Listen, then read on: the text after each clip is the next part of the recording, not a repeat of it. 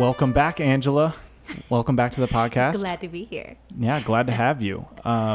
So we've been trying to do another one for a little bit, and we've since seen each other, since the podcast. But I'm looking forward to having you now on camera. I think this will be a nice little change of pace. But I want you to talk about a couple things that you've been into. So real quick reintroduction. This is Angela Estrella, and she is Angie Star Photo. You can check her out on Instagram, all that. And she's a photographer, freelance artist, you name it, extraordinaire, femme fatale, whatever. Yes, Latinx. Yeah, right. So all of those things. And you recently just did a womb for womb thing, which I want you to explain what that is, what that means, and kind of what that experience was like for yourself. Okay. Yeah, let's go right in. Right. Let's see. So it was last Friday, I want to say. I was at a gallery called Di Varelli, which is in Pilsen. It's on 18th and Hofstede. They hosted an event by my friend Hannah, who runs Womb for Womb. So it's W, if you, to like... yeah, to say it and spell it, two right. different it's things. Like woman for woman is what it really signifies. But really, it's a space for women artists, entrepreneurs, leaders, advocates, anything, or a woman identifying, to just have a space to just kind of relate, talk, have dialogue about what it is to and how it is to be like a woman entrepreneur out here. Yeah. So it was really cool. I got to kind of kick off the night because there was a performer, an acoustic performer, and there was a few vendors. But I was like the first speaker. So I went right in, and I feel like I set the tone pretty nicely. That's good. Yeah, I set the tone really nicely. Talked about Cardi B, nice. which was random, but it was also like relatable to just women, being there for women, and just my experience as an entrepreneur, because I am a photographer and an artist, but this is also my business. So there's that whole end of it that a lot of people don't talk about, especially with social media. I think a lot of people see just the pictures and just the thing, but they don't really see like the business end of what goes into it, the negotiating, and how it can sometimes be uncomfortable to talk about pricing. Yeah. Especially as a woman. I don't know if it's, I don't know. I'm not a man. I can't say, but sure. it is different. Having to price your work, having just to monetize every aspect of it in any way can make people uncomfortable. It's cool to have a space where you can talk to other artists openly, because also a lot of times, like, it's not that easy to just hit up a random artist and be like, hey, what do you charge for this? But to have a space where it was like open and cool, if anybody had any questions, it was really awesome. And I'm hopeful that I was able to kind of give my tidbit and my advice and just my experience and share that. But I also took a lot in from the other women. There is like an author, there is an astrologist who spoke on the moon phases. There was another photographer, and a couple other ladies who kind of just started in the business, and it was just really nice. It was just a really nice space to be able to do that and to be actually looked at as like a leader too. In that sense, it's different, and it's cool though, Yeah. So there was a couple things that you mentioned, and I want to make sure I cover them, so I'm writing them down. So if I'm ever writing, that's what I'm doing. Cool. But one thing that you mentioned was about like pricing and like really in the freelance space, and I think that's actually a really important question that affects more than just women, but I can imagine it's probably even more challenging for women, because it's been shown in a lot of studies where when it comes to women in negotiation with pay and all that other stuff, that is a harder conversation, and that it seems to not go as well for women in that regard. So what are some things that you've learned in your process of being a freelancer that kind of helped you figure out your pricing of like, well, what are your rates? How much is your time worth too? Because there's a lot of time that goes in beyond just the shoot. There's a lot of editing, a lot of sifting through footage or sifting through pictures, et cetera, and really then the actual editing part too. Yeah. So how do you kind of break that down? Man, well, it's taken a lot of trial and error, because I've charged as low as like $50 an hour. And as high as $200. Like it depends for what though too, Sure. And it also it gets really intricate, because some people, they hit me up and they'll be like, hey, what's your rates? But they don't really acknowledge or, I don't know, realize that there's no general rate for a photographer. It really depends on what it is that you're looking to shoot. If it's an event, how big the event is, how far the event is, how quick you want edits, like your turnaround. Yep. You know, like it's been pretty frequent lately where some people would want at least 1 to 2 photos to post social media within 24 hours, and then the rest do, you know, whatever range that you negotiate. But there is a lot of like little things like that I had to learn, because I think like in the beginning of my, you know, trials and gigs, my first gigs, I was just trying to do like a flat rate, and it really took experience to know why I don't do that and why I do charge. Crazy. You know, it's separate. You charge more, you know, for editing. And you have to. Yes. There's no way. All right. If I have to shoot a 3-minute video, okay, a 3-minute video, that's at least an hour and a half of just shooting. And it depends on what it is. But like, you got to think about that. Then I have to think about, okay, well, after I got to go through all that footage and I got to figure out what's useful and what isn't. And then after that, I'd have to edit it.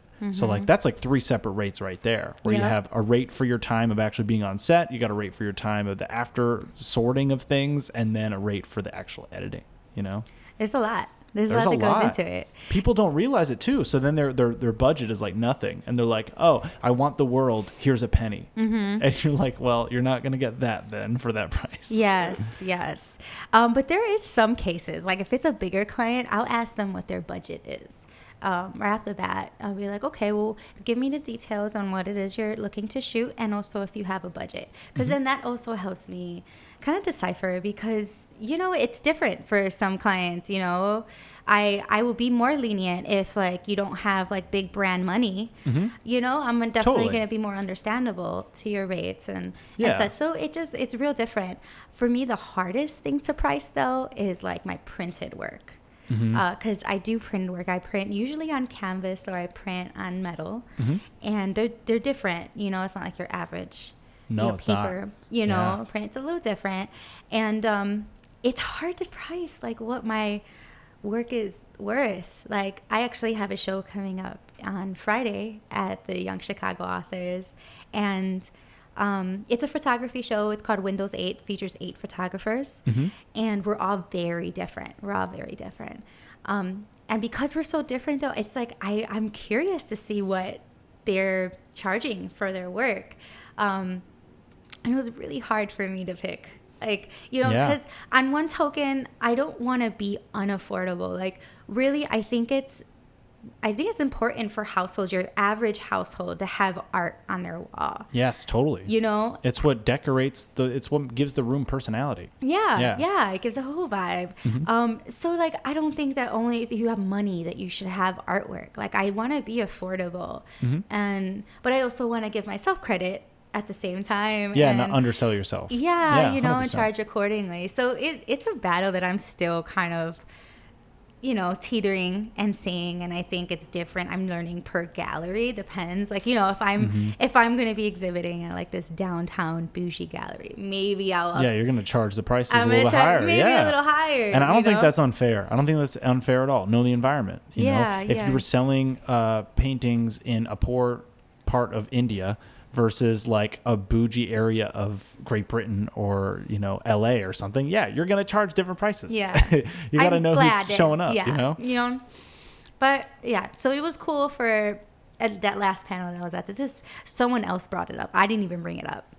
So it's cool that I'm not the only one that's tripping about it. That's kind of like, oh shit. I'm like, cool. Other people. That's a hard thing. I don't know how you would know that either. Like, unless you had a mentor who like walked you through being a freelancer. But usually the whole point of being a freelancer is that you didn't want to work for somebody. And so you went and tried to figure out how to do it on your own. So you don't have a structured guideline. You kind of create your own guidelines. You carve your own path, which is harder. but is more fulfilling when you figure it out. It might take a while to figure it out, but then once you do, it's like, all right, cool. It's my process. I do it my way. I do it on my terms. And I know that I'm going to get my money's worth out of the time that I'm going to put into this activity. Yeah.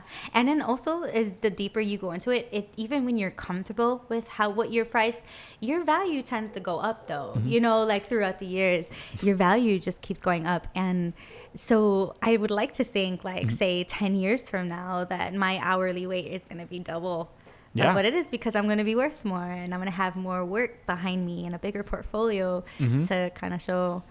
And that's the point, right? Is that you go through it, you do it for enough time that your time then becomes worth more. The demand for your time increases. Therefore, you have to raise the price so that only the people that are worth your time are going to be there, you know? And that's a logical step up. There's nothing wrong with that. We shouldn't, I feel like too many people demonize that of like the rise to the top. It's like, no, that part is that's part of the journey. Yeah. And if you do it the right way and you do it in an ethical way, there's nothing wrong with it.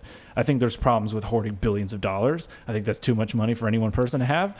But, you know, millions, like, get your millions. I don't know. I don't have a problem with millions. It's when people start getting into like even hundreds of millions, it's probably too much money for somebody. Yeah. You know? At that point, what are you trying to fill? You know?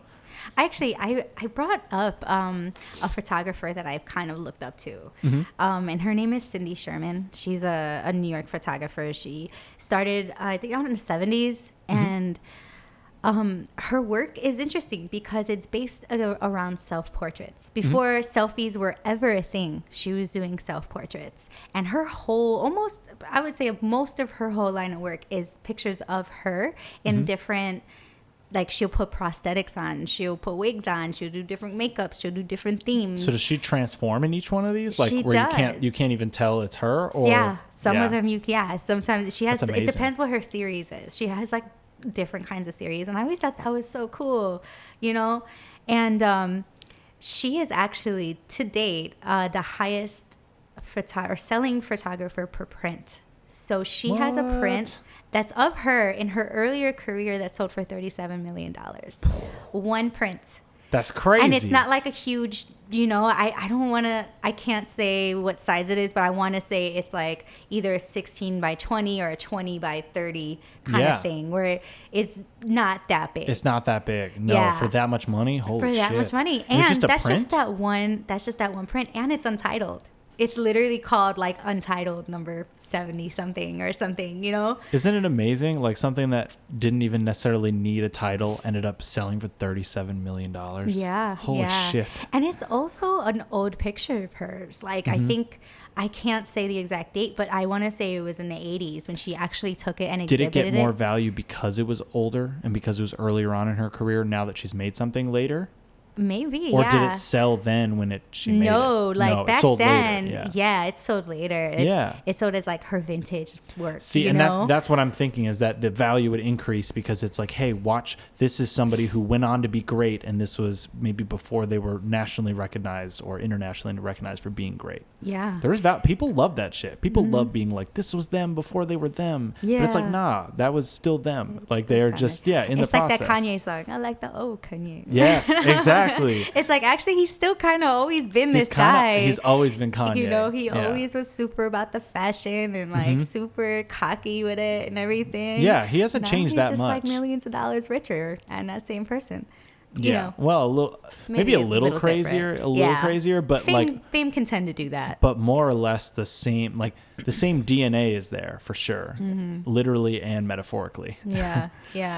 But it's just any artist, period. Like even Kanye, not even as a woman, but like after a while, your work just gets more valuable and you charge more, and it almost gives me hope because I think Cindy Sherman in particular, I think she was in her 40s when that sold, and it's like, imagine like she already put in 2-3 decades of work to reach that point of like, wow, I'm gonna sell, and that's just the one. Like there's tons of other prints of hers that sell for millions and sell for hundreds of thousands. Yeah. So she's like, as a whole, she's selling a lot per print. And then I look at my little prints now, and it's like a dream, like to look up to her. Maybe one day it'll be $37 million. I'm like 200 at the most. You know, that's like my highest. You know, right now, and it's one day it's recorded. Right. It's written. You know? Yeah. But it's weird to think of something selling for that much money. Like, it is. Like, can I? Why not? Why not you? That's a question I like to ask. Like, why not you? Why not me? There's no reason. That's true. Yeah. Like, if you decide that you want to do it, then you can just do it. Yeah. That's true.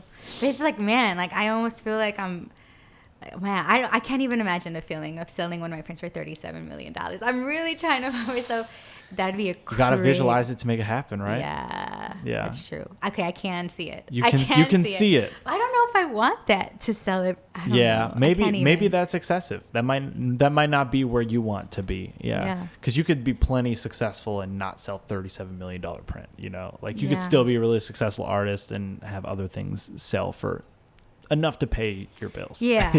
I don't necessarily mean 37 million, but it's just a cool idol to look up to. It is. No, that's a really cool North Star. Yeah. So you said that there was a bunch of different speakers. What were the speakers that stood out? Because we've already talked about one of them, who asked the question about pricing. What was another speaker that you talked at the presentation and really resonated with you, whether it was a question or even just a statement? Yeah, there's a couple. One, Mercedes Zapata, I have to know her. She's actually an ex-roommate. We lived together, but she was also coincidentally on the panel. And she's awesome. She was just talking about the experience of being a photographer, but also an artist, where sometimes it's easy for people to put you in a box, you know, and just, I think when me and her lived together, it was a very comfortable space of like an open art space. Like, okay, yeah, we may get paid mostly for being photographers, but ultimately we're also writers and we're also painters and whatever it is that we want to do. Yeah, whatever you want to create. You're creators. Yeah. And I think she talked about that and just creating, not putting yourself in a box really, and just creating yourself however way you want to create yourself. And I love that. She even, I think I can quote her. She said, you know, you create our own universes, I think.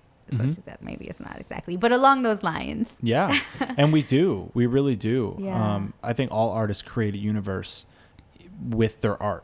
So I'm going to give a couple examples. So Logic, as a rapper, literally created a universe that is like the canon of his albums, where it's like they have these people on a spaceship talking about how they listened to Logic's album and whatever, you know. And so that literally, that's cool. I didn't know that. Yeah, it's literally like a universe.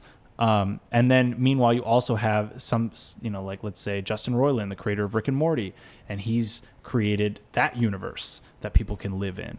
And so it doesn't matter whether it's music or TV or movies or even video games. Those are entire universes that you get to occupy and play in as the avatar of the character and all that.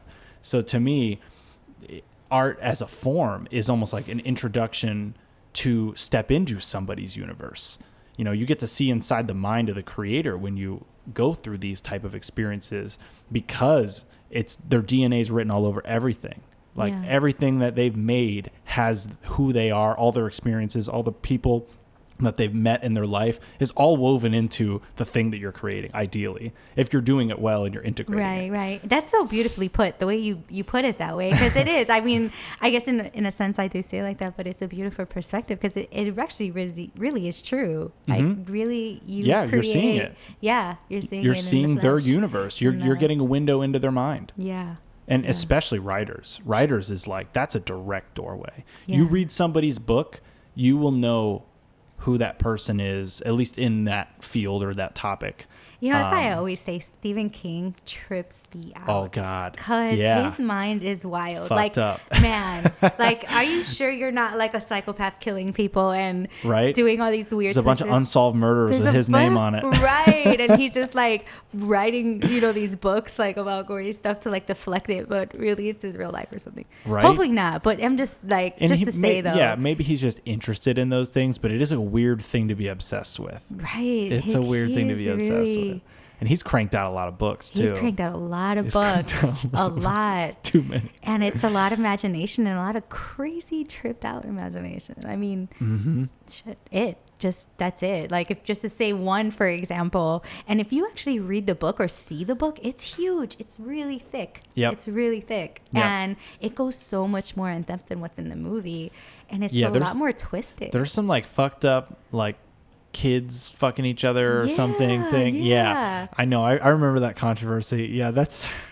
I don't know how to feel about that. Right. I'm like, damn, Stephen King, like it's tripped out, but wow. Like, I mean, it's creative, but also why are you thinking about that?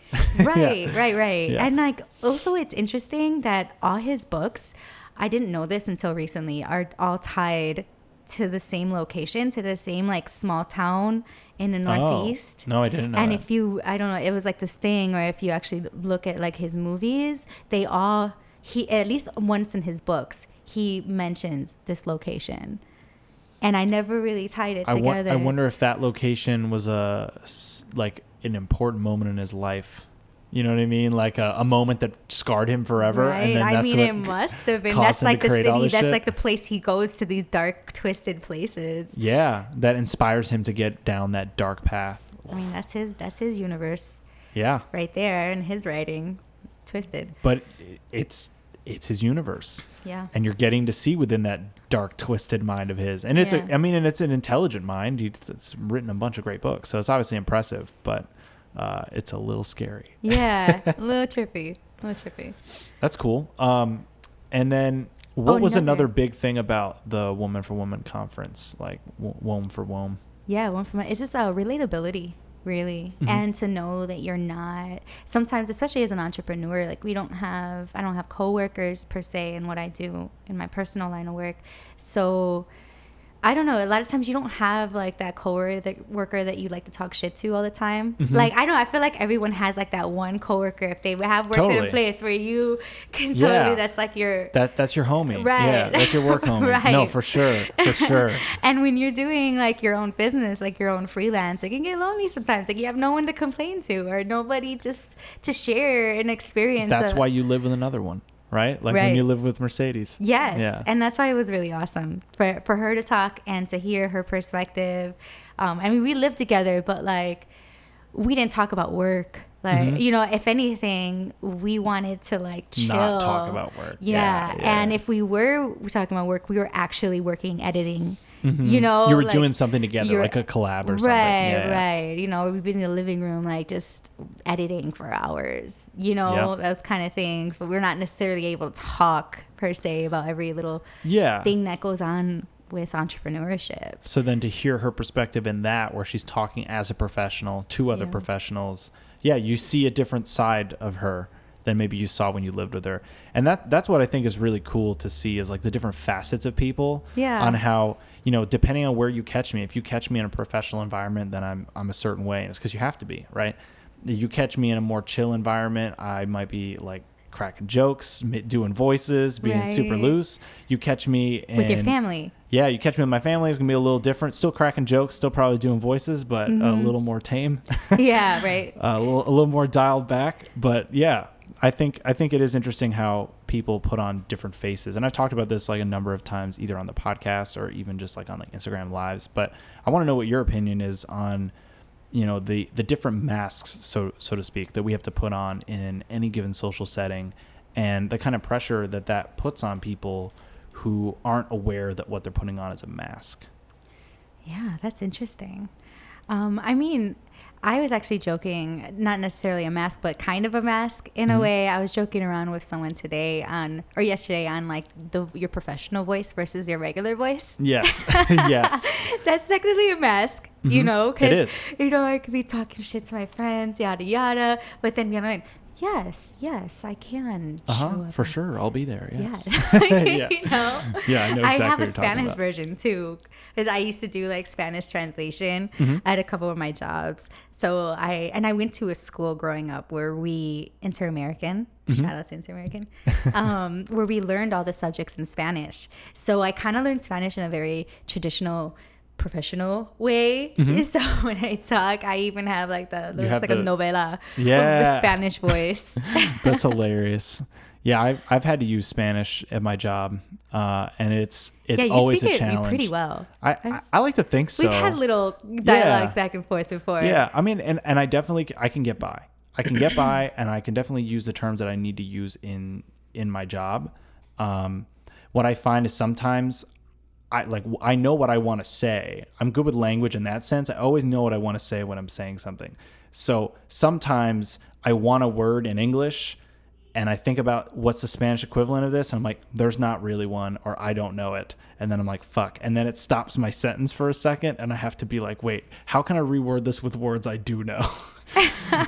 It is right. You have to work around it. I would run into that. Even me being like a fluent Spanish speaker, I've run into that because I worked at a pharmacy for a long time, and it's not every day that you're using like medical terms in your in your language. Even in English, even when you're talking English, any language, you're not using some of these terminologies. So there'll be sometimes where I'm translating and I try to explain like a certain part, like a body part, or or something, or just how it'll digest, or the side effects. Yeah. And I'm like, wait, how that do gets you complicated. say this in Spanish?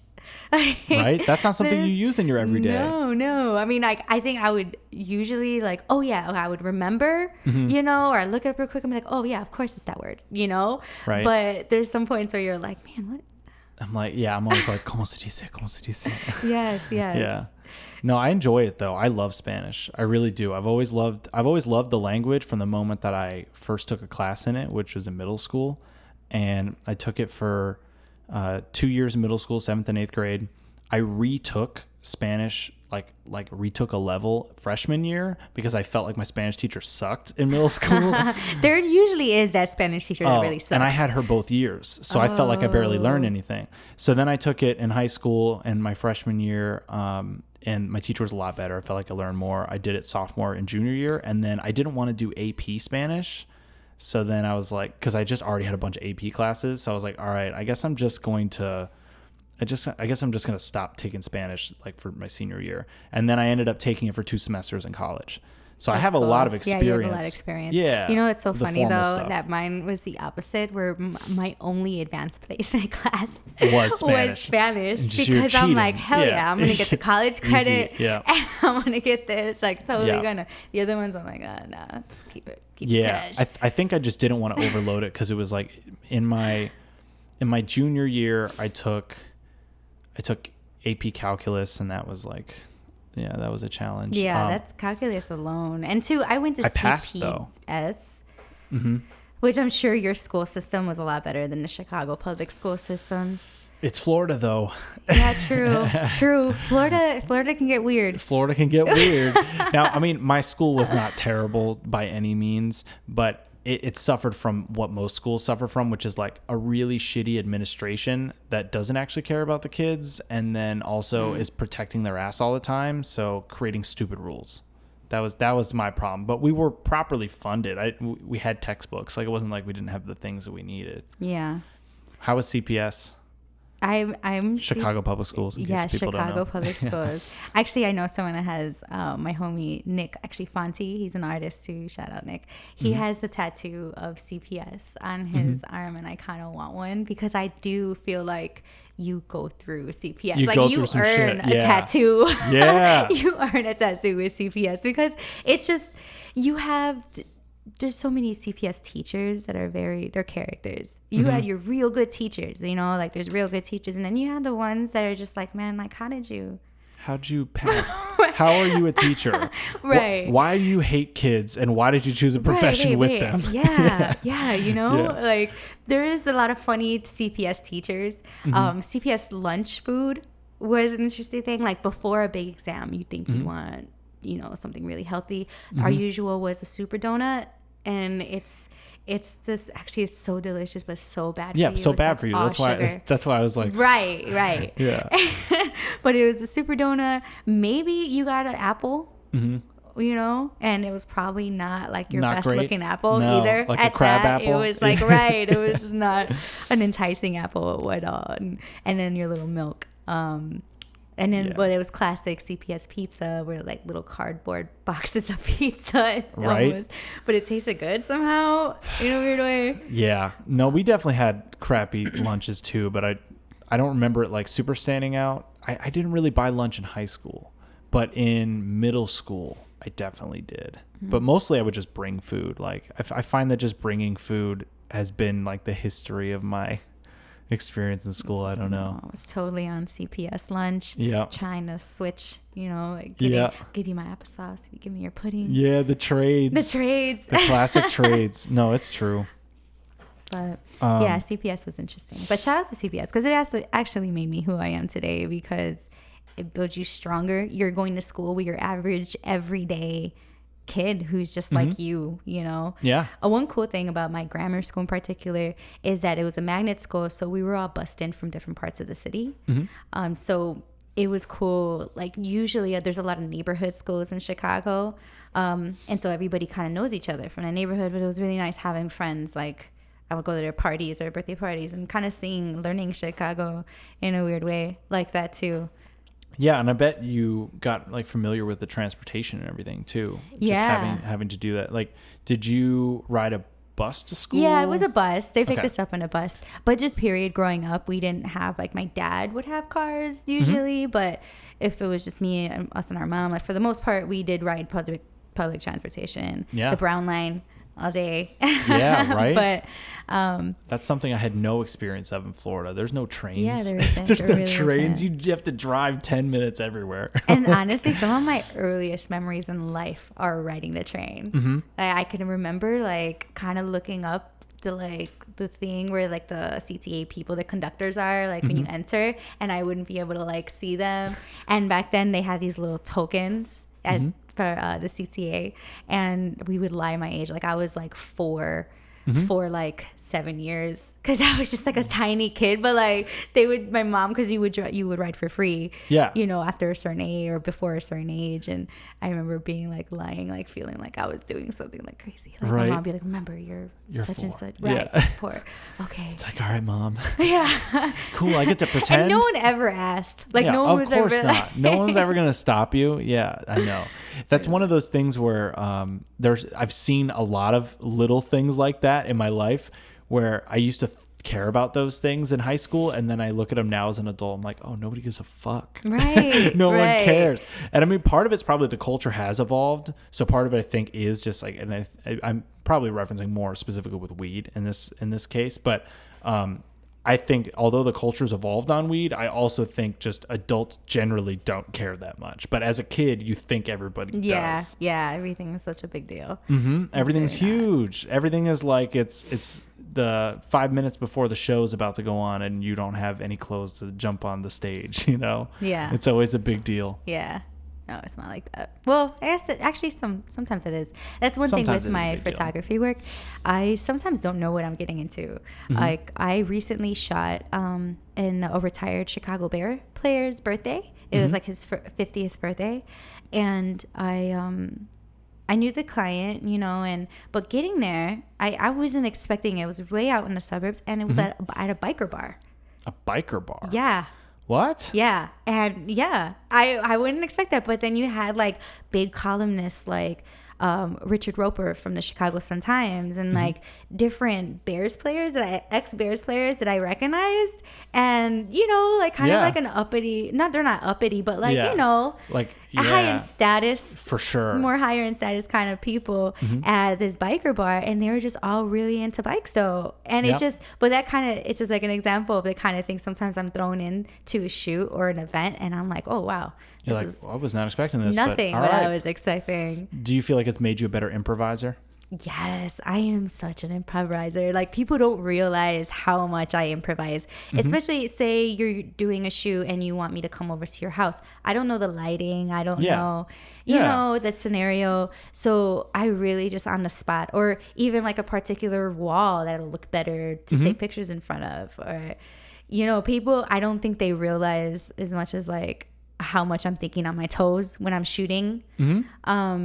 Especially on location. Even if I were to go to a public place like Millennium Park, I can't shoot if it's like under direct sun, if it's a sunny day, because that's going to create shadows. I'm going to try to find something that's kind of shaded. Yep. And I'm going to have to see, depending on the time of day, I have to think on my toes and see like, okay, where can I go? Where can I go? And that can change in any moment too. Yeah. Because the cloud cover or whatever. Yeah. And I think that's something that people don't realize with any field with like cameras and stuff, whether it's photography or videography, is that there is so much involved of improvising with the space that you have. All right, well, what's my equipment? Okay, well, I got 3 lights. I got 2 cameras. How do I set this up? I improvised this shoot. This is the first time shooting in this room. So I had to think, okay, I need the table pulled out. How do I want to space this, where I put the cameras and where I put the lights? And it's like, that's framing just too. The framing. And then the backdrop is always a thing. What's behind it, which that I'm working on it. It'll be better next time, the backdrop. Which is something I always consider, you know, because it was a rookie mistake of mine that I had to learn. Like, say I'm taking a picture of you and your fiance and you're kissing, but then in the background there's some guy like picking his nose that I'm not even, you know. Yeah, you're not like paying attention to it, but right, you have to be like mindful of the whole frame on what's in the background, what's your backdrop. Because especially in Chicago, it can get random. It can get really random. There's a lot of variables. There's a lot of variables with that kind of stuff. Yeah. So as far as like related to, because I want to do like one more thing related to this, and then I kind of want to get into some trippy spiritual stuff, and we'll probably smoke that bowl. Yeah. But one more thing about like your freelancing. How long did it take you to get to the point where you felt like you were able to do it full time? It actually took a forced moment. I was laid off from my 9-to-5 that I had, and I was working there. It was my 5th year in, and I was kind of comfortable, and I knew that I was comfortable, but I wasn't happy. You know, I knew that wasn't something I wanted to do for the rest of my life, but I also knew I had a really nice apartment, and I had great health insurance, and I was willing to be in that comfortable mode because I had those things until I was actually just literally pushed out of it. So luckily I had gotten like, not a big severance, but I had like a severance pay, and I got laid off, and it was that kickoff that I needed, and it gave me like, okay, I got a little money saved, got a little severance, let me kick off with this and see, and 2 years later, here I am, I'm still doing it. They say, I don't know, I think they say it's like after you're 3, if you can make it 3 years, then you're solid. Then you're good, yeah. Then you're good. So I'm still like, every day is a learning experience. Every client is a learning experience. But I'm sustaining myself. I'm able to still do it. I do a lot of little side gigs too, but all as like an independent contractor. Sure. Still freelancer. Sure. And that's awesome. Like, I think that alone, that lesson that you learn, to me, is a lesson that I think everybody should learn about themselves. Is like, you can get comfortable and you can just get stuck in the thing that you're in. Like, it's easy to, right? Very easy. You're getting paid well enough. Maybe you're still somewhat doing the thing you want to do on the side, but maybe not as much. But sometimes you need to make yourself uncomfortable, or in this case, like, life made you uncomfortable, where it kind of kicked you out of that comfort zone, and then it forced you to adjust. And because the challenge is then risen, you rise to it. Either you rise to it or you don't. I mean, It's kind of up to you. I mean, I could have totally looked for another type of 9-to-5 job. Yep. And that's what a lot of people were recommending that I was doing, you know, especially family. It was like, oh, try this, go here. And, you know, I could have. It's in their best interest. It is, you know, for sure. They're trying to help you, but it's I'm misguided. Like, okay, yeah, I could jump in, I'm still not going to be happy. Like, you know, and you have to be brave. Like, any entrepreneur or freelancer, like, it's not easy to like not be sure how much you're going to get paid next month. Yeah, you know, it's not. And the security of not knowing, not having that like stability either. Like, some months I will kill it, and then some months I won't. And you just have to kind of roll with the punches when it comes to that. It's true. But I think having the faith and realizing that, you know what, I'm going to work this out, and I will rise to the challenge. That's the value. And even just finding that value in yourself, where you're able to like reaffirm things that you believe in and show it through your actions and through you holding yourself accountable, like, that's rewarding, aside from getting paid for it, which is an even cooler bonus on top of it. Yeah. Like, that's rewarding to know that, hey, you know what, I was challenged to do this, and I stepped up and I fucking did it. I seized the day. Yeah. It's also cool when you're paying rent and you're like, wow, I just paid rent completely for me. Like, wow, okay. That's, you know, powerful. It is. It's a powerful feeling. It's really fulfilling. I hope that I can do this. And I think this is a good segue actually into the spirituality stuff. I know, I was thinking that too. It really, because it really takes in a part of your relationship with yourself, and how much you believe in yourself, and how much you believe in faith, like, or putting intentions out there and having your heart stick to it, and trying to manifest it. Because as you learn, like with energy, energy flows where your intentions are, really, I think. And where you direct your energy, more things are going to gravitate to that. So good or bad, good and bad, very true on every level.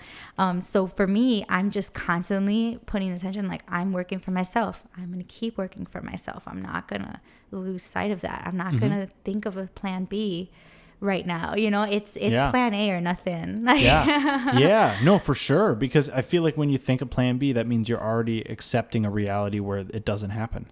Yeah. And that's not a good move. Yeah. I think it's really important for people to find a purpose, and you found your purpose through photography and artistry and freelancing and working for yourself, and fulfilling those needs all by yourself. That is a powerful thing. And I would like to see more people find that in whatever the thing is. It could be fucking carpentry. It can be writing. It can be architecture. It could be engineering. Yes. It doesn't have to be art, like classical art. Right. It can be whatever it is. I think everybody's an artist personally. And I think, maybe if you don't want to think of yourself as the Leonardo da Vinci type artist, like, sure, maybe you're not that artist, but you are an artist of something, even if you're an artist of mathematics. So I think just viewing that for yourself, it's like the framing, that internal dialogue, it dictates how you feel. It really is. Internal dialogue is so important. I'm even realized it's like the things that we're listening to is so important. Like I recently, I'm not a religion, but I do different forms of religious practices. You're not a religion? I don't follow a religion. I know, right? I'm not a religion. Good. Me neither. I'm a person. I'm a person. I should be a religion. No, I'm kidding. Bullshit me. Right. But no, I don't follow a religion, but I do different spiritual practices, and I have tried different religions, and I kind of pick what fits best for me. So Ramadan just passed, and I fast for Ramadan, and I also fast from certain music. I fast in different ways, my internal dialogue. I also, you're in Ramadan, it's you're not supposed to talk badly about people, which is hard. You don't realize how often that happens. Until you're telling yourself you can't, It's true. Yeah. So I'm like, oh my God, that person is shit. Can't do it. But did that help almost reprogram you to stop defaulting to those things? Because to me, that's a form of mindfulness. It is. Of noticing those things, making a note of it, and then if it's something you don't like, then changing it. Yeah. And it also, the internal dialogue too, I think looking at people differently too, okay, I really don't want to think bad about this person. Why is this person an asshole? Right? Well, you have to remember, hurt people. So instead of being you're just an asshole, my internal dialogue kind of switched to wow, that person's must have gone through. That person needs some love in their life. That person needs a moment. Yes. That person needs, take a time out, or something. Because there's always a reason why people do the things or act the way that they do, and kind of looking at it in an empathetic way rather than just you're an asshole. Totally. and sometimes it's not logical. So sometimes there's no way to explain why they did that. But there still is a reason for it, even if the reason is ludicrous. You know? It still to them was a reason, and if you were to follow it all the way back to the source, which is already impossible, you could just go back forever, being and then his parents fucked up, and then their grandparents fucked up when they did this, right. and you could go back forever. It's generational. It's a generational problem, and it really could be. It really could. It genuinely could be from the genes that this person was working with, they have a history of assholes and they've only had a couple nice people in their family the whole time, you know? Yeah, but that's also a reasoning on why someone, you know, it's like, man, he's an asshole, but look at his parents. They were assholes too. Yeah, he didn't exactly have a good example to learn from. Right. And that's where just being understanding, it doesn't mean accepting. Like, I think there's a difference. Like, there's a difference. You can be like, well, I understand that he's an asshole and I understand why he's an asshole. I don't agree with him being an asshole, but I understand it. Yes. Yeah, I think getting to that point leads to a better dialogue for people. It does. Because otherwise it's just, oh, he's a dick and he's a bit and she's a bitch and blah, and like everybody's saying all these horrible things to each other and they're missing the point of like what they're actually arguing. Yeah. It's so real. I feel like our dialogue in this country specifically right now seems to be uncomfortably in that direction where it's very, I don't even want to hear you because I've already invalidated you before you said a word. Yeah. You know, I already know I don't agree with you, so I'm just going to disregard everything you say from that point forward. Yeah. And I feel like it's a lot more because we have social media. So a lot of people, you know, one's perception is their reality. And you can look at somebody and perceive someone a certain way by their post really based off of who you are. Mm-hmm. And, you know, like, so you can like see someone on social media be a certain way, but then meet them in person and they're like an entirely different person. That's true. Than the person you thought they were. Mm-hmm. You know, so you can either just like continue to just be like, okay, no, I'm already putting you in this box. Mm-hmm. Or you can be like, wait, so what's the real you? Yeah, maybe like, there's more to you. Let's dig deeper. Sure. I think just being inquisitive in the first place leads to more fruitful interactions. If you're curious about somebody, even if they're a shitty person, if you learn a little bit about what made them so shitty, that's still useful. Like, I feel like it's still a useful experience because then that's like one more potential character outcome that you can throw in the box of possibilities of like, people can be like this. And then once you've seen enough of those possibilities, no one can surprise you fundamentally. Like, people can always surprise you because people will do things you're like, oh man, that was so sweet, I never expected them to do that, you know. But meaning surprise you and like you'll know what every type of person is because there are certain basic things that you can just see trending across all of humanity. And there's actual, in psychology, there's personality types. Mm-hmm. You know, we all fall into these. Like, I actually did one of those, like, I don't know, it was like one of those. Yeah, I always wonder how scientific those are. Right. I don't know. Yeah, I don't know. I mean, there's a lot of random ones on social media, those personality tests and stuff. Those are just random. Yeah. You're like, you're 98% Angelina Jolie. Because, like, it's like weird, you know, like, but there's an actual like psychological test that you can take. And it was really long. It was a really long test and it deciphers what personality type you are. And I forget the title of mine, but mine was like the outgoing one. Mm-hmm. Which makes sense. Yeah. Knowing you, I'm like, and you know, and that groups me in with other people that have this type of personality. Mm-hmm. You know, and why you get along with them versus people maybe that aren't the same, you know, right? Which I feel like I'm like super open to everyone, right? Whether you're ambivert, extrovert, introvert, but I feel like introverts are a little bit more like, you're an extrovert, I don't want to fuck with you, you know. Yeah, there might be a little bit of there's that. A little bit more, yeah, because I mean, I'm open, you know, but I'm more so, I would consider myself like, I'm very outgoing. Yeah, you know, back in but you're also introspective though. Yes. So that is more of an introvert's quality, but that's where nobody's one thing over the other. I would argue that we're both more extroverts than introverts, but I think we definitely both have introverted like I can, you know, like when I like really extract myself from like my phone or technology, and like I've done hikes by myself in the desert, I've done hikes by myself in the mountains of Colorado, like like there's, but then that's not exactly me just being home, but I do have times where I just want to be home and not do anything and just watch TV all day. Yeah, we need that time, you know. I have those days, but I also have those moments where like I hardcore balance myself by doing these things really on my own. And I learned a lot by traveling alone, and you know, like, it's actually really great. I really recommend it. I think everyone should travel alone at least once.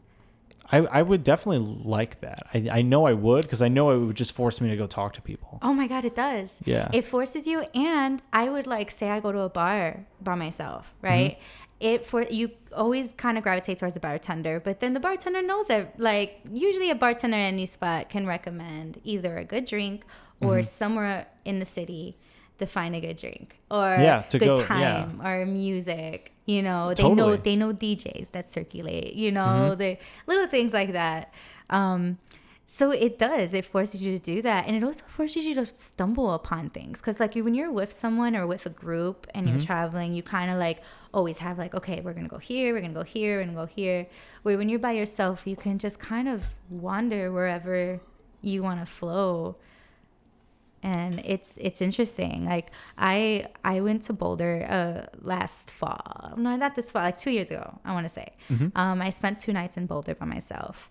And I stood at this Airbnb. It was a condo, and it was just this like middle-aged woman, amazing dope condo in Boulder. You know, super chic. Like the interior design was everything. And I stood in a bedroom for $30. It was like $35, and it was a cute bedroom. I had an adjacent bathroom, but it was in her crib. It was no overall crib. Sure. And she is like always like, or she wasn't there like to kick it those days, but she's totally opened up her whole home to me. Yeah, that's awesome. When you're doing that by yourself and you can be in those spaces, like I've done like Airbnbs like that where I'm staying in someone's crib, and it's, I don't know. It's cool doing it by yourself. It can get weird. Yeah, it's a little weird. Like, but also you gotta look at the reviews. Like the ones that I've done, you know, like I make sure I look at the reviews on other people and females. You know, I see if there's reviews from females, particularly sometimes, just to make sure it's safe. That's a smart thing for a woman to do. Yeah, for sure. You can't just hop in and stay in somebody's random bedroom, you know. Right? But some of these places are real cool, and you wouldn't be able to do that a lot of times with someone else. It's true. You know, either they won't be comfortable or the space will be too small, or, you know, like I know from experience, like, well, your partner wouldn't necessarily want to stay. Like if you're traveling with your partner, you want to have like your own privacy. Totally. You know, you want to have your own space. So yeah, there's that aspect. And then I went on this hike. I went like 2 hours into probably like the mountain. And these were like steep. These are like the Rockies, the Colorado Rockies. Sure. You know, and definitely go in with, you know, like a good joint, maybe an edible, because Colorado. I mean, yeah, it's legal. It's easy. It's legal. You got to buy exactly what you want. It's great quality. I personally love the dispensaries. Yo, shout out to Chicago, by the way, for pulling off the legalization. Yeah. Yep. January. Because we all know that without the city of Chicago, it would have never passed. Facts. Yeah. But also the reason why it hasn't passed should almost be its own state. Is because of the same thing. Yeah. I was saying, like, because the politicians also are the reason why nothing gets passed in here that needs to get passed. So it's kind of it's a double-edged sword. But now that they've lined their pockets so that they're getting paid, I'm sure it's gonna get complicated. It definitely with Chicago politics, Illinois politics in general. But yeah, shout out to legalization. Shout out to the legalization, though. Yeah, like I was still a good step. I was thinking like one thing. Like I'm very open about my cannabis enthusiast, I want to say, because I'm not much of a drinker. I don't really drink at all. It gives me a headache. It gives me a hangover. You'll time me in. Yeah, you know, I don't like being out of control either. Like, not that I'm a control freak, but I don't like alcohol. You lose it. Yes, you lose legitimately your impairment. You know, you can knock out, and you know, there's just like a lot. You get sick instantly. There's so much. Yeah, there's so much risk that's involved with it, and it's so normalized that it's so permeated the culture in a way that college is just expected. You're just supposed to go there and pick up an alcohol habit. Yeah, you're supposed to party all hardcore and like get drunk every day, blah, blah. But yeah, so, you know, marijuana for me, it's, I don't know, it just enhances life experience, and it's a plant. It's an herbal plant grown on the earth. You know. How do you like best consuming it? I like flower. Yeah, same. Flower in a joint is like my ultimate favorite, and it has to be like a hemp paper, all natural. You know. Yo, that blunt at your party. Oh my god, it was an all natural, handmade, hand rolled it was a hand-rolled leaf. It was a leaf. It was a cannabis leaf. It was a cannabis leaf. And it held, like, this one joint holds 1.5 grams. Yeah. No, that was a blunt. That's circulated. That was a blunt. That's circulated. And that circulated many times. It was so good. And it's so great. But look at the conversation that we had. Like, we were just all having a good time. Mm-hmm. No one's toppling over. And, like, well, maybe there was food because there was alcohol. Yeah, there's a little alcohol involved as well. Yes. So, but, like, for the most part, weed, marijuana, it totally levels me out. Sometimes it focuses me. And I can always learn a difference too. Like when I do Ramadan, for example, that just passed, I don't smoke at all. I go through periods where I don't smoke at all.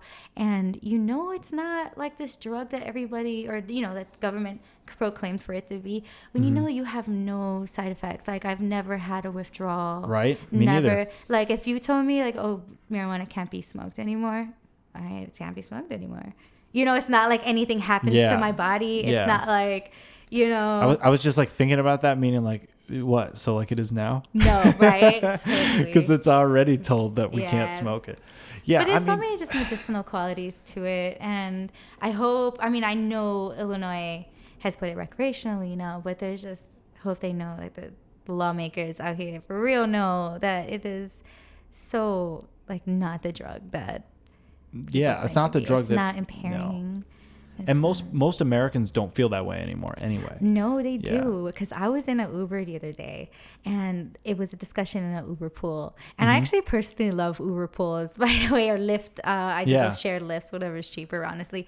But I do them both because like I don't mind being in other places with other people, I don't mind if a dialogue comes up, and sometimes it's interesting to learn about people and just where they go and where they're coming from, while you're doing your shit, Yeah, it's usually a quick drunken conversation. Right, or quick anything, because I take a lot, like around the cities. I run a city. I don't have a car, so I'm either on public transit, my bike, or in a shared ride. So I have some interesting conversations with people. And one lady just yesterday was complaining. She was an older, let's say middle-aged, maybe in her 50s, Chicago, you saw like super Chicago lady, and she was like, can you believe now they're gonna let people drive while smoking marijuana? Like, what do you think is gonna happen? Like, the world's gone mad. Like, she was so against it. And I was like, actually, I feel like I'm more concentrated driver if I drive and smoke marijuana. It's actually that's a controversial opinion, right? And it really, it's like alcohol. People claim, there's people that claim that they can concentrate but on alcohol. No. See, but that's actually physically proven. Whereas being high, if you're only a little high, if anything, you're more like cautious. But if you're super high, then I think it's impairing your driving. Yeah. But I don't think, like, I'm never in a hurry. I don't think like one drink is equivalent to like being a little high. I don't know. I just don't think it's the same in terms of how it impairs your driving. And I think the science backs me up, but I don't know. That could be just me wishing that's the information.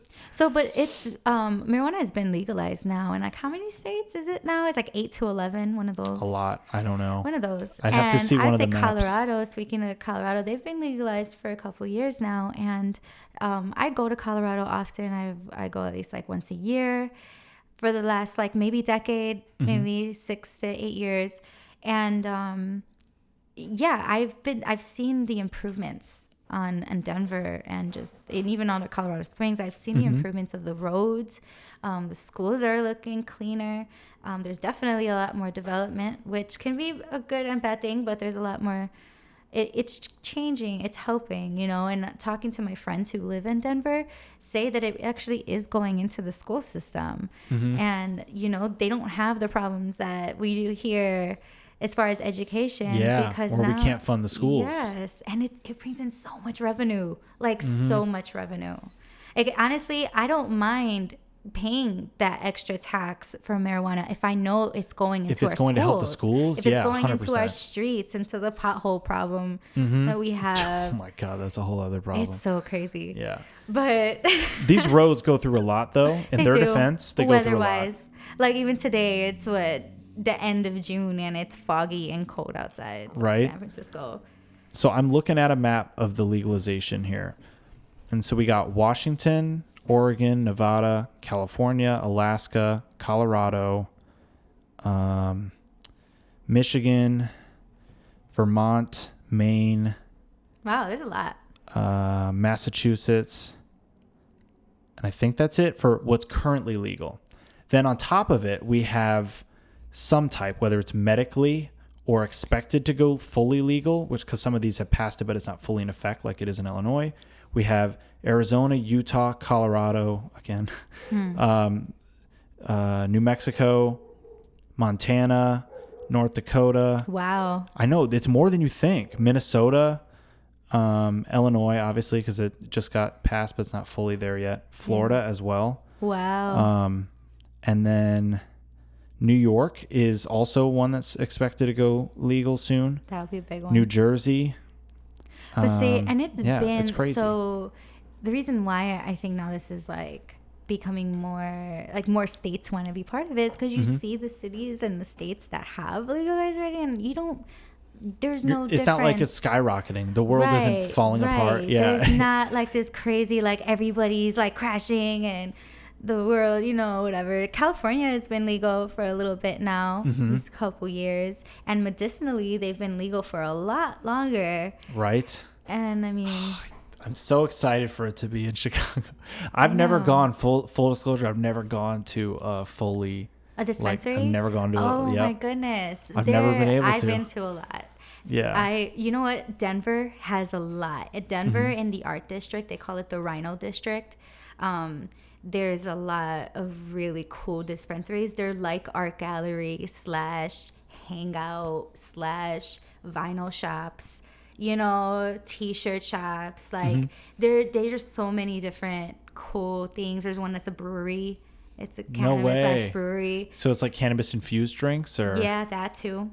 Yeah, and it's crazy. And then Vegas has a lot too now because Vegas went recreational, and they have like super clubby ones, which I wasn't about. Yeah, maybe not really your vibe. Like the ones off the strip a little bit. Those are more like it's got to fit the vibe of Vegas. That makes sense. Okay. Yeah, but it's still interesting though.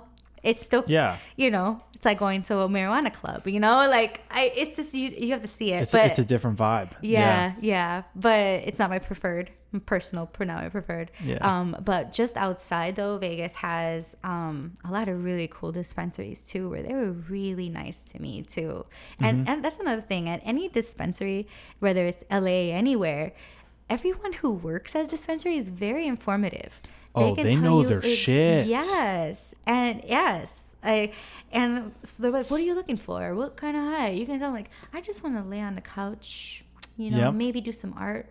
And be like, okay, I think you would like Big Papa Pineapple, right? Whatever name. No, for sure. And like, they do the work for you. That's what Marcus was telling me. I had him on the podcast. He talked about his time in a dispensary as a bud tender and how he was all about wanting to know the weed so well that he could tell you exactly what you needed based on what you tell him. Yeah. And that's so cool because then you know the people love their job that are doing it. Yeah. Like, you know, they're going to do a job where like, yeah, I genuinely look forward to going to work every day. Like that's awesome. And we could employ a ton of people in all of those jobs and there's so much job opportunity. There's so much job opportunity. Traveling, like, so transporting the shit, like the people actually in the store, the people who grow it, the people who make the stuff that the growers need to fertilize, and you know, you're that's a whole economy that you're creating that now is given a legal framework to pay its taxes. Yeah.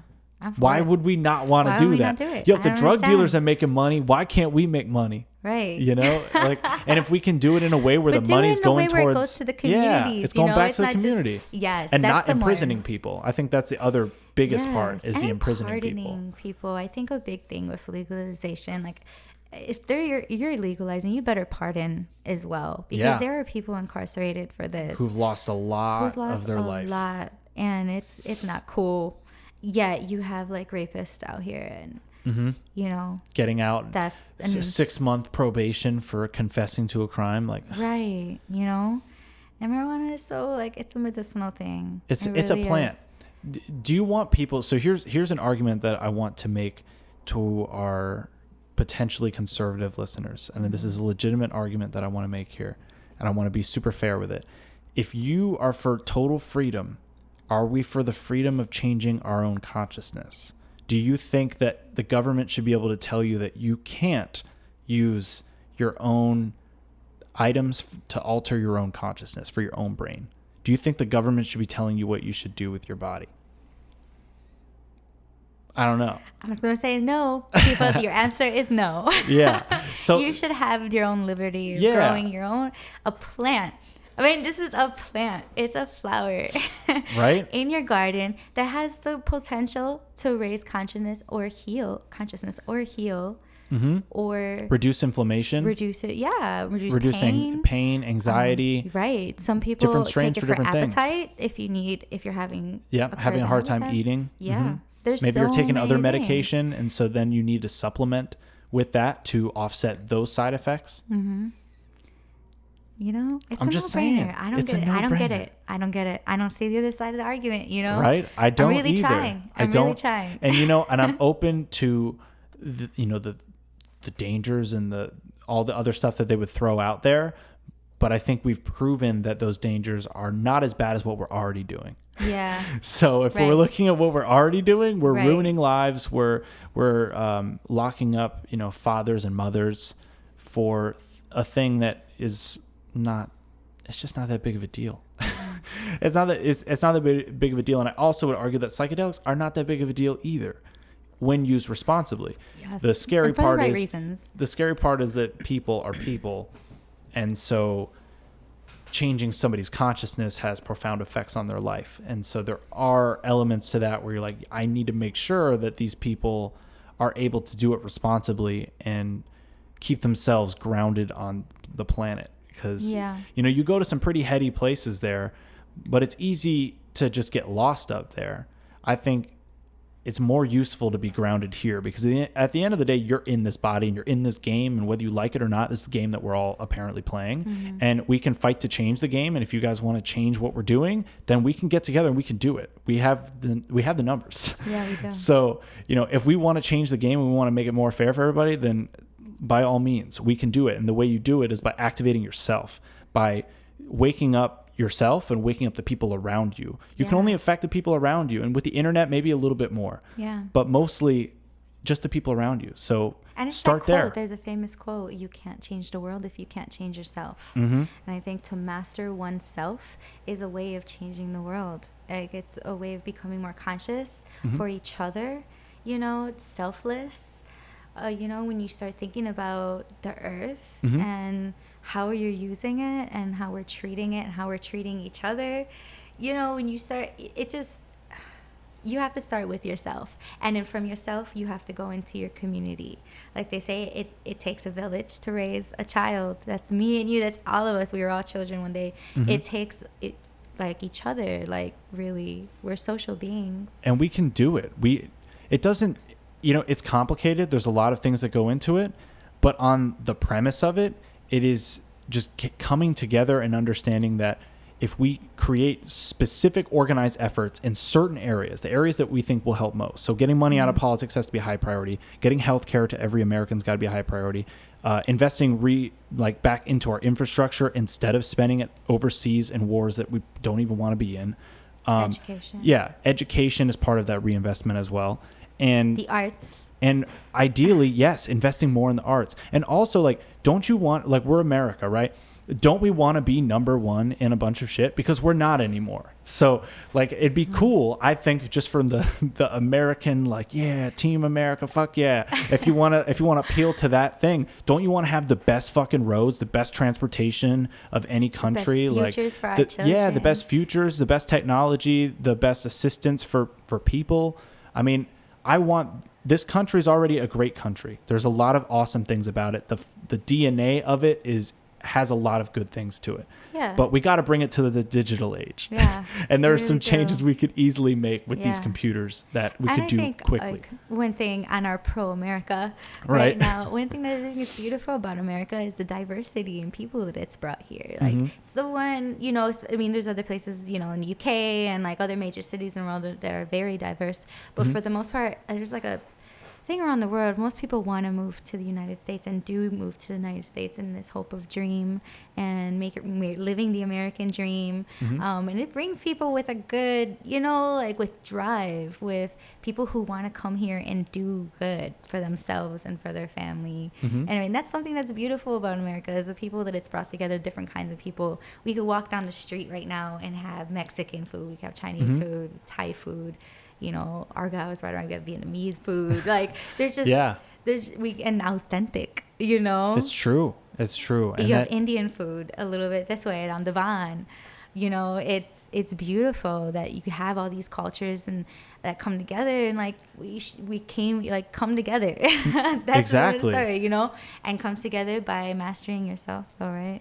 That's the only way to do it, because there are so many big things that are larger than us that you can't think about. It's almost too much, Yeah. And so it's worth investing time in the things that you can actually invest your time in. So maybe some causes, you're just there and vote, and that's fine. And other causes, you're there because you're at the fucking rally and you're protesting. That's fine too. Maybe you're catering the food for the protesters, whatever the thing is. It doesn't have to be the front lines, Yeah. We're not necessarily asking you to do that, but it's to come support the people in any way that we can. So if there's any law that is about to be voted in, and calling the congressman and letting them know, hey, we really need this. This is going to help us in this way, etc.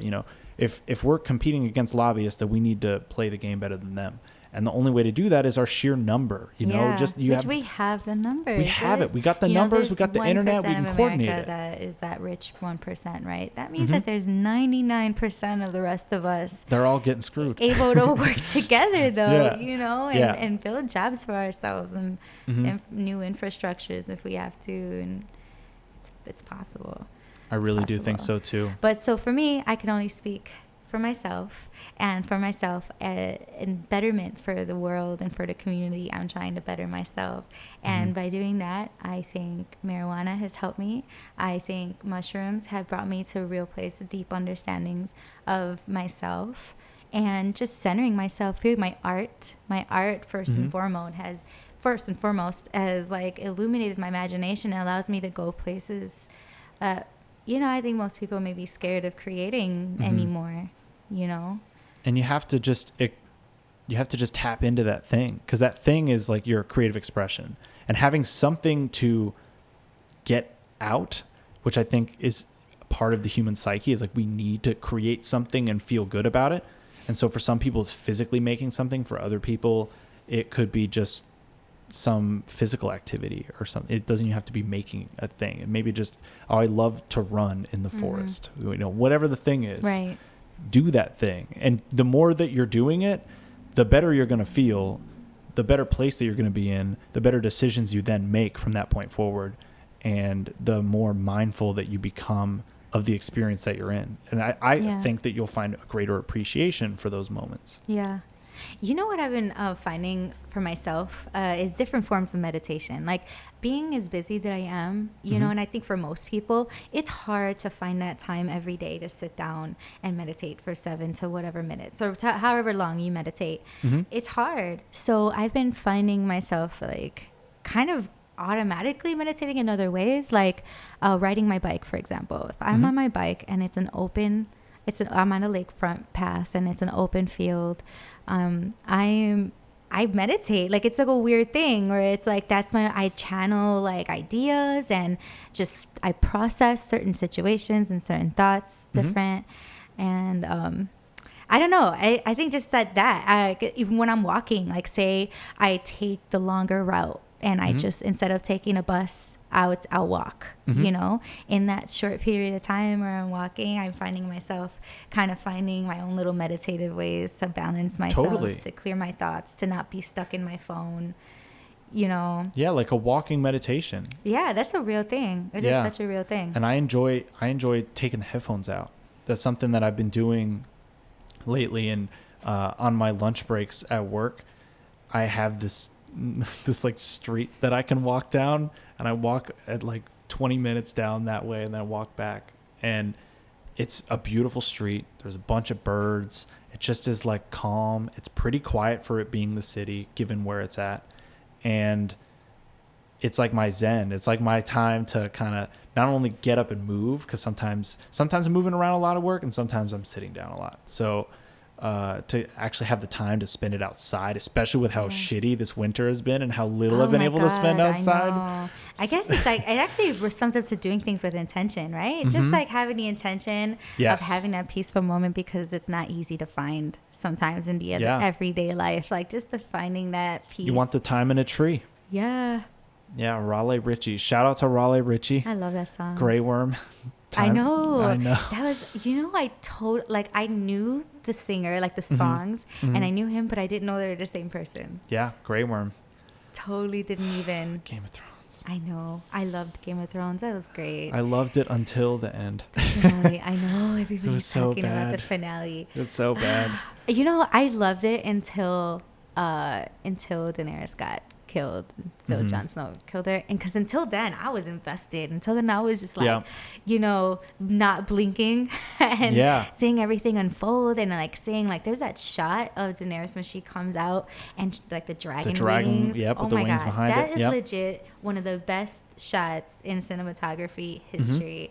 It was beautiful, and until then, and even like the little guy, what's his name? Tyrion. the little guy. No, it's everything. But yeah, until Tyrion, like I even was invested in that, and then she died, and then I was like, wait, where's the dragon going with her body? Where? I still feel like. And then they're like, then Bran's like, I'll go find him, and then nothing, and then they cut that scene. I guess. Yeah, what the fuck? Like that's exactly what I was waiting for. Yeah, there were so many things I didn't understand about the finale that. I just don't understand how they thought it was good. You know, like where I'm like, did you really think that this was the best way to handle it? Together, like except Arya was like, nah, fuck the family though. Even though my whole arc was all about I'm coming back to my family. Fuck the family. I'm going west of Westeros. Oh, and then also Lady Sansa, who got everything she wanted. She's the Lady of Winterfell. Well, I guess the Queen of the North. Well, she has been through a lot of shit. No, she has, and I got no problem with her being the Queen of the North, but just how she was like, wait, I want to secede from my brother controlling the kingdom, and also he controls the kingdom, and the Iron Islands, which thought that they were going to get their own secession, which of course they never were, because Daenerys was never going to give them that anyway. Yeah. But like, I don't understand how they were all cool with that. Like, if you actually look at the politics of it, none of that makes sense.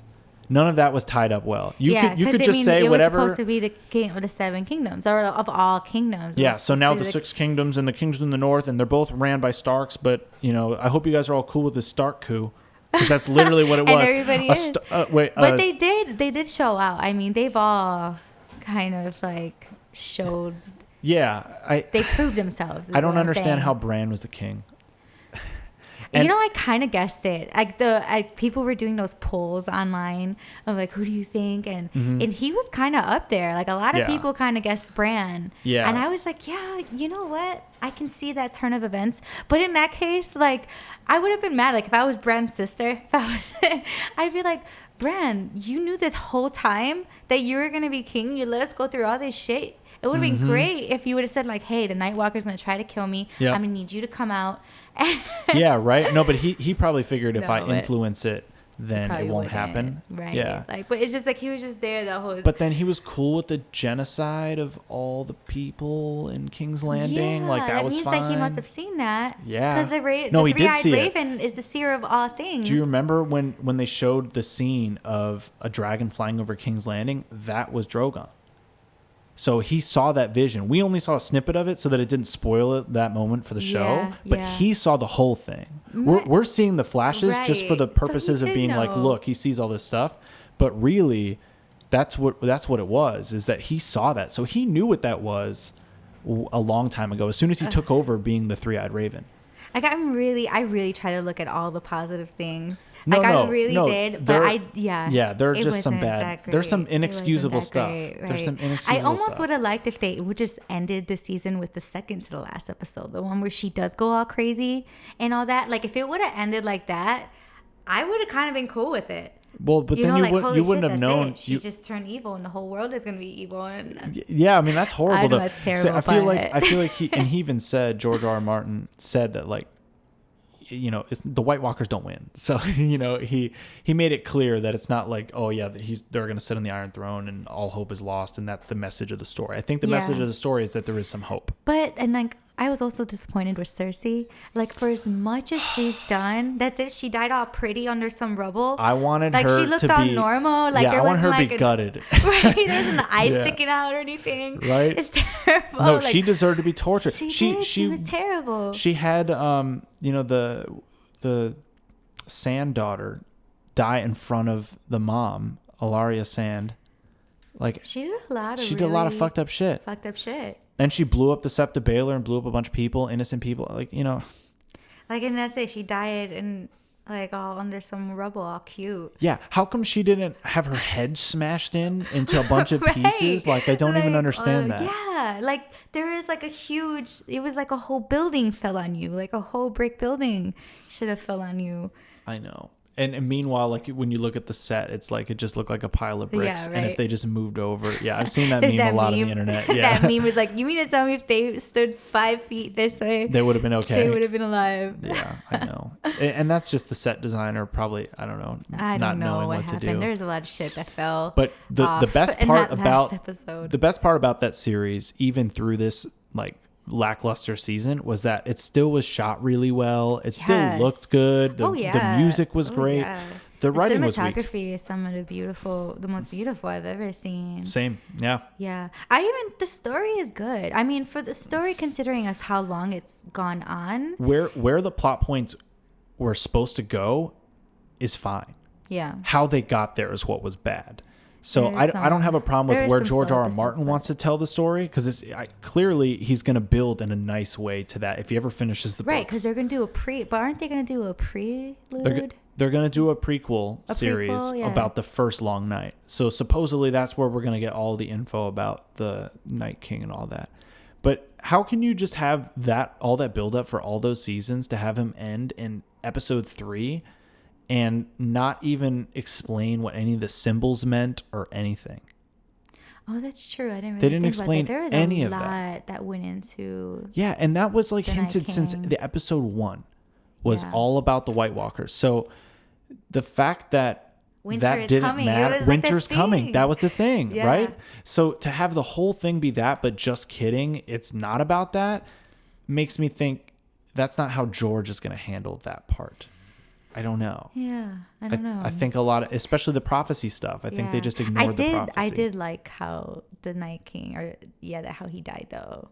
Like with just a quick, I don't have a problem with Arya killing him. I didn't have a problem. Arya was a G. Yeah, I didn't have a problem with like the idea that the assassin who's trained for a bunch of seasons, was able to pull off some stealthy shit. The thing and a is, little Stark at that. The way that they set up the shot though made it seem impossible.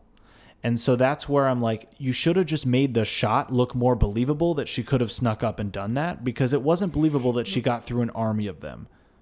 Yeah, but she was a little ninja though. Like, she was pretty stealthy. She would get through. She was trapped in the room, and a drop of blood alerted the not the White Walkers, the Whites. And so if that little bit alerted them, how did she slip by all the White Walkers and a whole army of Whites, and she was able to jump and make this move? And also, with how strong he was, he could have just broke her neck. Like, when he grabbed her, he could have just... And I don't understand. But dramatics. I dig the dramatics. No, it was cool that they, like, surprised you with the knife drop thing that they foreshadowed before. That's fine. Yeah. But... And the fact that Bran had given her that... No, and that's fine. That's all fine. That's all fine. But that's a whole other thing with Brando at the end. It's like, man, so even... They needed to make Bran seem like he did more, because it seemed like he did nothing. He was chilling. He just chilled. And all he did was occasionally provide information. That's what he was. He was a plot device. He wasn't even a character. And that's what was disappointing, is that I don't think that that's how George R. R. Martin will handle Bran as the Three-Eyed Raven. I think he'll give him a personality. I think he'll make him more interesting as a character. Yeah. And that's where Dan and Dave, they didn't sign up to write George's story. So I don't blame them for the last several seasons in that sense. Yeah.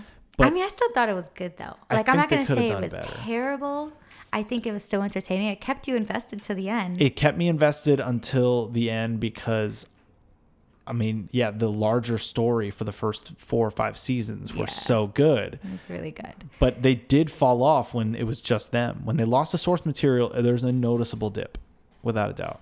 It was still solid though. Up until season 7 and 8 were just, you needed more episodes. I don't know. I loved the episode with the faces, and Arya became like what was that scene where she finally became the dude that can put on anybody's face? Mm-hmm. There's a certain name to it. The Faceless Men? Yeah, the Faceless Men. Mm-hmm. Yes. I thought that was amazing. And that was season 7. Mm-hmm. Wasn't it? No.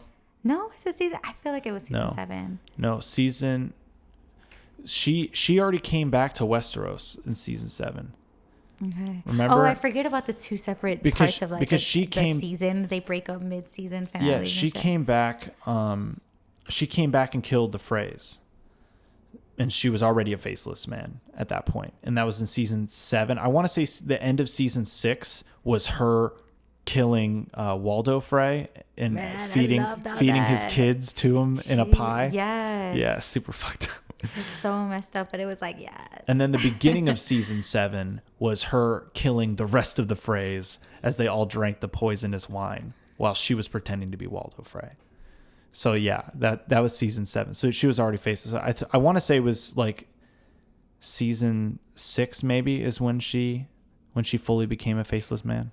Yeah. It was good. I mean, I was invested. I went to the end. It's good until the end. Even as much as like the story, it really was. Even to see it at the end, I felt bad for Jon Snow. I was like, damn, Jon Snow went through a lot. He died and came back to life to just become. Yeah, see, that's where they fucked up. They fucked up Jon's character because they like once he died, it felt like that didn't matter anymore. You know. I think it did. He came back, and then they're like, "We're totally going off and talk about Game of Thrones." Well, it did matter that he came back and like that he led the people to unite and all that stuff. But it seemed like he no longer was like a character. It was like he just had to do those things. You know. Yeah. I was talking with this with somebody before about this exact concept. So, but yeah. It's just so hard not to talk about Game of Thrones when you bring up Game of Thrones. You can't. All right, we can kill that. All right. Yeah. Wait. And yeah. Honestly, yeah. Not that I wanted to end it there because I thought we talked about some really awesome shit before Game of Thrones, but I feel like we probably trailed off pretty hard there. So I apologize for that last like 10 minutes or whatever. Look, we just needed to talk about Game of Thrones. If you're into Game of Thrones, you get it. Then you get it. If not, then I hope you ended it before this. Yes. But cool. But thank you, Angela. Thanks for coming on. Man, yes. Where can people find you? At Angie Star Photo on Instagram, Snapchat, Facebook. I am legit under at Angie Star Photo on Facebook. And where else? Flickr. I'm on Flickr.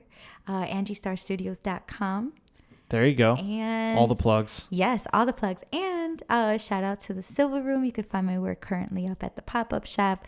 And also this Friday is the gallery open to the Microsoft 8 at Young Chicago Authors. All really dope photographers, including myself. Nice. In there. Hey. All right, cool. We out. All right.